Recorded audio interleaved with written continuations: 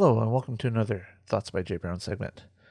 Today, I'm going to be talking about why the two-party system of the U.S. is flawed, and why I don't think it's going to work out the way we think it should. Specifically today, I'm taking on the Democrat side of the politics of the U.S. For those of you that don't know, that don't follow the U.S. politics as much as other people do, we have multiple parties throughout the U.S. It's just that when it comes to presidential elections, elections for our federal government, Congress, that's the House of Representatives, that's the Senate, we have two major parties. The Democrats, which is more of your liberals, your left-leaning people, and then we have the Republicans, which are more of your right-leaning people, conservative values, things like that. The subject that I'm talking about today, or the person that I'm talking about today, is Dr. Kristi Winters. She's a political scientist. She knows her stuff. A lot of people don't agree with her on it, and that's their prerogative. I'm still out on her as far as how much of an authoritative figure I want to take her as, because, again, I don't know much of her work, and I'm not going to sit here and pass judgment on something that I haven't researched enough on. However, with that said, her video that I'm using is titled, well, why don't I just let her introduce it? So I am going to explain to you guys why I will never vote for Bernie Sanders in the Democratic primary. Thank you, Kristi, for that introduction. I too also would not vote for Bernie Sanders or a Republican or anybody running under the two-party system for a primary, simply because I believe in voting for the candidates that I think have the best policies that represent what I want to vote for. And that's where I think the system is flawed that we have. If you don't vote Republican or if you don't vote Democrat, you are seen as a traitor. You are seen as a person who is unworthy of being called a voter. So let us move on with Kristi's arguments. Let's move on with her side of the story.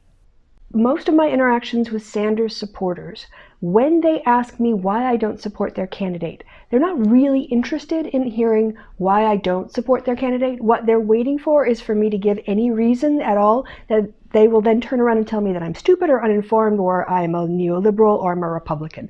So basically my interactions with 90% of Sanders supporters are really, really negative, disingenuous experiences of people who are looking to bully me or intimidate me or judge me or shame me into voting for their candidate rather than having a conversation. Kristi, I agree with you. A lot of, and it's not just Bernie Sanders supporters, it's Kamala supporters, Hillary supporters, Trump supporters, Paul Ryan supporters. Everybody who has a candidate can be very vitriolic towards people who don't agree with them on their candidate's opinions. So what we got to do is learn to break down the walls. We got to learn to break down why the two-party system is flawed and have more than just the two parties. A lot of these candidates could provide something that could help the country. A lot of them can't. Let's let them run together or run on their own under various parties. And let's let the best candidate win, not just a Democrat or a Republican. First thing I want to say a little bit about my background is I'm an American, so I get to vote in the Democratic primary, and I have been a Democrat for my entire life. I started out, my first time voting was for a Democrat. First president I voted for was Bill Clinton. I have voted for a Democrat in every election I've ever been able to have the opportunity to vote in. I have never voted for a Republican. The closest I've come to voting for a Republican is voting for people who are running for nonpartisan office who leaned Republican. I have been a Democratic supporter in the polls, the polling booth. I was actually hired by the Democratic Party of Wisconsin to do events and to help them raise money, along with partnering with county Democratic Party events. So I worked for the party, and I've also worked for people elected to represent Democratic values. I worked for State Senator Fred Risser. I worked for Representative Tom Springer as his office manager in the minority, and then I worked for State Senator Kevin Shabilsky, who worked on the Appropriations Committee trying to advance Democratic policy platform ideas on the Finance Committee in the Senate for Wisconsin appropriations. I have spent my weekends doing get out the vote calls for special elections, general elections in the states. I have spent my vacation time knocking on doors. So I am a Democrat through and through. And this is why I think the two-party system is flawed. She talks about her qualifications here for why she is a Democrat. Why she feels she can claim that that a Democratic candidate needs to meet these criteria. I agree with her that if Bernie Sanders is actually doing what she says in the article from Politico, I have no reason not to believe it, but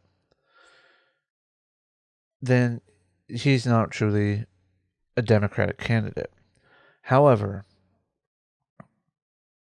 her qualifications on being a Democrat should have no bearing on why she doesn't vote for Bernie. It should her opinion on Bernie should be just that, an opinion on Bernie, and nothing more. She doesn't need to give us her reasoning for why she chooses to vote or not to vote for a candidate based upon her voting history. So let's go on to the next segment, please. First and foremost, I want a Democrat to be president, and that means having a history with the party and having a commitment to the party's values, because I don't vote for a person. Like, yes, I vote for Barack Obama, but I don't keep following Barack Obama after he left office. He took up the mantle of the party and carried that forward, and he strengthened the party and carried that forward, and he lifted up other Democrats and he carried that forward. And that's what I'm looking for in the leader of my party, is someone who is actually committed to and knows the people in my party and is willing to strengthen it, wants to see a Democratic majority in the House and the Senate and in the White House, not just for him or herself. Now, this is where I notice one of my biggest pet peeves when it comes to politics in general is people equating the presidency with the leader of the party. This isn't the UK. We don't elect our head of government, they don't elect their head of state. We don't elect our head of government based upon which party is in power, and whoever is the leader of that group is the one that gets the position. She's a political science major, or I think she has her PhD in political science. Kristi, if I've got it wrong in this, I'm sorry. That's what I remember hearing you say, is that you are a political scientist. So I would think that you would know that the leader of your party is not the president. I think you would know, and that you would not equate the presidency with the leadership of your party. You would equate the president as a ranking member, maybe, but even Barack Obama wasn't really a ranking member. He was elected because he brought a different charisma to the table. So, with that, let's go on to the next bit. I'm going to be breaking down these points into smaller sections so they're a little bit more manageable, just so you know. Next one. So on that basis, how do I eliminate possible candidates from my selection choice?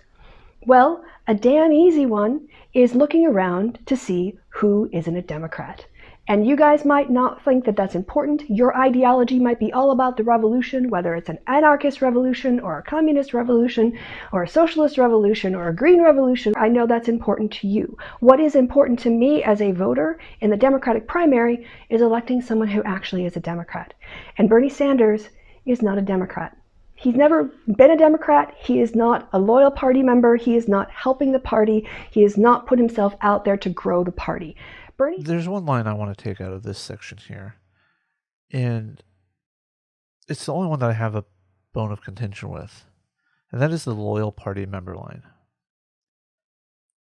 I'm sorry, but no political party is going to hold the values of every single member 100% of the time. When it comes to primary voting, I don't care. She's talking about primary voting, and that I don't have a problem with. But it's the mentality that's carried from the primaries into everyday politics. That's where I have the issue with the two-party system. If you are not a loyal party member, then what business do you have being candidate X for Y position in party Z? You know, that kind of mentality automatically dismisses anybody that could potentially improve your party, even if you disagree with what they're trying to do to improve your party. Could be what saves your party in the long run. You can go through the history of the political parties of the U.S., and you can see that they have morphed over time. What concerns me is that we rigidly as a country have stayed almost a two-party system since our inception. And that we need to stop. We need to grow beyond party affiliations. We need to grow beyond that and move forward and elect people, not parties. So let's hear what else she has to say. As a political scientist, it drives me crazy that Bernie Sanders claims he's a socialist, but essentially all his policies are just making capitalism a little nicer and a little more mild. And that's not socialism. The alternative to capitalism isn't nicer capitalism, if you understand my meaning. Like, what do you critique capitalism with if your version of socialism is just about a universal basic income or redistributing the way that we tax capitalism? Kristi makes some really good points here. Trading capitalism for modified capitalism is not socialism. It doesn't take a political scientist to know that. But I find that her arguments for not voting for Bernie Sanders here in Democratic primaries very valid, very understanding. And if I were party affiliated, I would, for the most part, agree with her, whether it be Democrat or Republican. But I'm not. I affiliate with whoever piques my interest.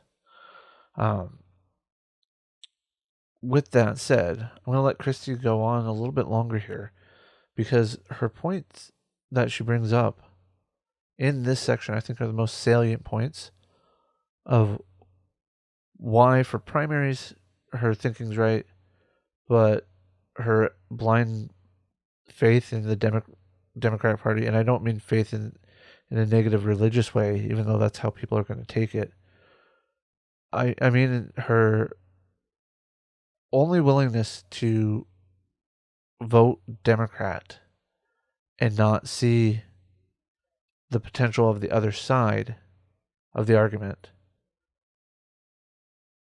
is what's detrimental to our system. What's detrimental to our political system here. So back over to Kristi for a few more minutes, or a few more seconds, I should say. I'm not about the revolution. I'm not about having anarchy. Sorry, guys. I would like to see progressive change in America, and I would like us to essentially move to a position where we could be kind of a version like, the American version of the Social Democrats. And I think getting really progressive Democrats elected across the country, not like, we're socialists and we're going to eliminate private health insurance. That won't get elected. But slowly, if we expand Obamacare and we put in more competition, we harness, instead of, we put more constraints on healthcare in terms of their profitability and who they have to cover and how they pay for their drugs, all that kind of stuff, we can get to a place where we have the benefits of a lot of European countries. So let's listen to that again really quick, because I missed something earlier, And I want to replay this section really quick, and then I will bring up the other part after that. Hold on just a second.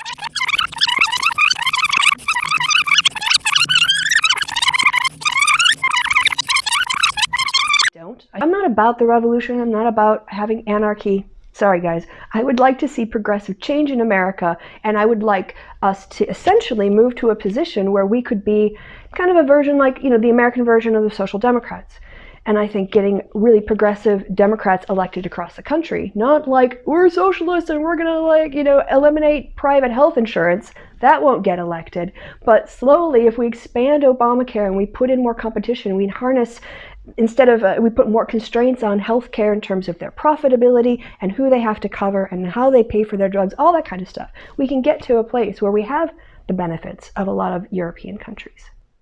So you heard what she's saying. She wants to get to basically universal health care and other things that the European countries have, that some of them include free college education and whatnot.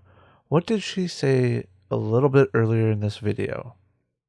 What did she say? You understand my meaning? Like, what do you critique capitalism with if your version of socialism is just about a universal basic income or redistributing the way that we tax capitalism?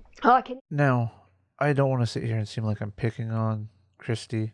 I don't want to sit here and make it look like I'm just trying to strawman her arguments here.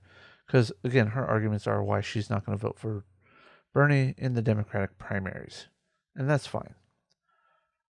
What I'm trying to use this for is the understanding of how people who hold fast to one political party are not able to even consider voting for people in the other party.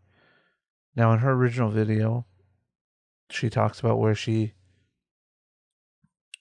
actually at one point voted for Republicans who are in a non-party specific position, usually meaning something like a judgeship or a non-partisan position. Okay, so that I would not count as a vote for the other party at all. That's just like, okay, you're doing what I and others try to do in the elections, and that is pick the best candidate. But when you're voting for something that goes along the party lines, that's where I think Kristi gets it wrong. If I remember correctly, she has her doctorate, so Dr. Kristi Winters gets it wrong. She is blinded by the fact of her party affiliation with the Democratic Party, that she cannot see herself voting for anybody who is not the Democratic nominee for a particular race or for a particular thing. Now, I don't know that this is a hard and true fact for her, because one, I've never seen her voting ballot. Two, I don't need to see her voting ballot, because her votes are her votes. I don't need to sit here and judge her based upon who she votes for. What I'm trying to convey, the message I'm trying to convey here, the underlying principle I'm trying to convey here, is that our two-party system is flawed.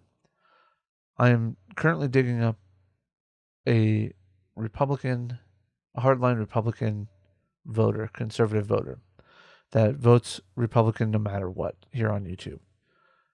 Anybody's got an idea for me? Great. I'm going to be researching this, because I do need to show the other side.